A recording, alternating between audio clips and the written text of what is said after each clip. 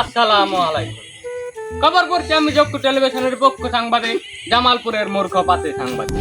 আপনারা তো জানেন আমি কেরা, আপনাদেরকে বিভিন্ন খবর দেওয়ার জন্য আমি ফেরা। আপনারা আগের ভিডিওতে দেখেছেন জামালপুর জেলার চুরিচামারির ঘটনা। এখন আপনাদেরকে শোনাবো টিকটক ভাইরাসের ঘটনা। বর্তমানে খবরতে বলা হয়েছে জামালপুর জেলায় করোনা ভাইরাস যাওয়ার সাথে সাথে নাকি টিকটক ভাইরাসে আক্রমণ হয়েছে। আমার পিছে দেখা যাচ্ছে অনেক টিকটকার, ওরা খুব ভাইরাল লোক। ওদের কাছ থেকে আমরা শুনবো যে ওরা টিকটক কেন করে।